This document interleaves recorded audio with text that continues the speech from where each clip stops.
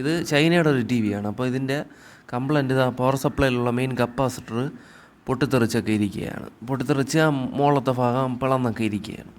അപ്പോൾ അതിന് മാറ്റണം. ഇത് ഒരുപാട് മെനക്കെടുത്തിട്ടുള്ള ബോർഡാണ്.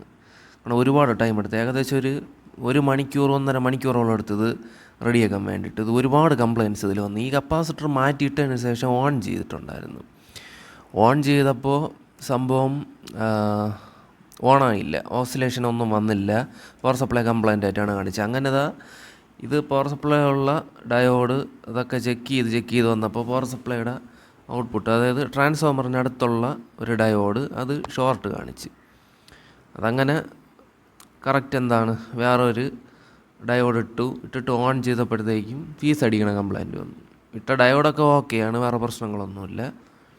അപ്പോൾ ഫീസ് അടിക്കണ കംപ്ലൈൻറ്റ് വന്ന് ലാസ്റ്റ് പവർ സപ്ലൈ ഉള്ള ഈ മൊത്തം ഡയോഡുണ്ട്, 4 ഡയോഡും, അതല്ല പവർ സപ്ലൈക്ക് അകത്തൊരു ഡയോഡും, പിന്നെ ഫ്രീ സെറ്റിൻ്റെ അടുത്തുള്ള ഒരു സെനർ ഡയോഡുണ്ട്, ഗ്ലാസ് ടൈപ്പ് ഡയോഡ്. ആ ഡയോഡൊക്കെ ഇത്രയും കംപ്ലൈൻ്റ് ആയിട്ടുണ്ടായിരുന്നു. പിന്നെ STRഉം ഷോർട്ടായിട്ടുണ്ടായിരുന്നു.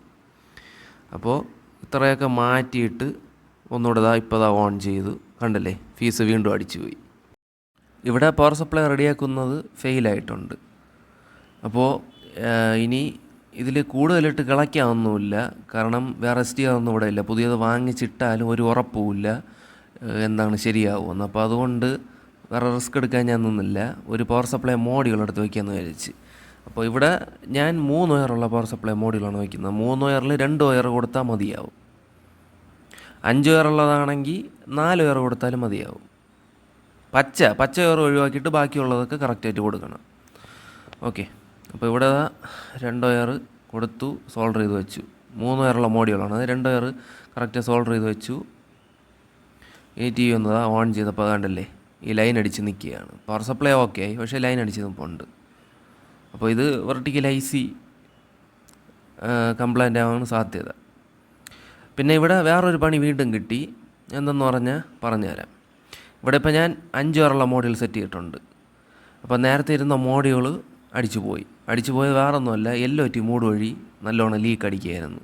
അപ്പോൾ ലീക്ക് അടിച്ചിട്ട് LOTയും കംപ്ലൈൻ്റ് ആയി. പിന്നെ ബേസും മാറ്റേണ്ടി വന്നു. ബേസിൻ്റെ ഈ പിന്നൊക്കെ ഫോക്കസ് പിന്നൊക്കെ ദ്രവിച്ചൊക്കെ പോയിട്ടുണ്ട്. ഇതാണ് ഇതിലൊന്ന് മാറ്റിയ LOT മൂഡ് വഴി ലീക്ക് അടിച്ച് സംഭവം മോഡ്യൂളും അടിച്ചങ്ങ് പോയി. പിന്നെ ഇവിടെ വെർട്ടിക്കൽ IC ഉണ്ടല്ലോ, അതും ഞാൻ വേറെ ഇട്ടിട്ടുണ്ട്. ഇവിടെ ഇപ്പോൾ 5 വയറുള്ള മോഡ്യൂൾ ഇട്ടു, LOT മാറ്റി, ബേസ് മാറി, വെർട്ടിക്കൽ IC മാറി. അപ്പോൾ അങ്ങനെ കുറേ സാധനങ്ങളൊക്കെ മാറിയിട്ട് ഓൺ ചെയ്തപ്പോഴത്തേക്കും കംപ്ലൈൻറ്റ്സ് എല്ലാം മാറി.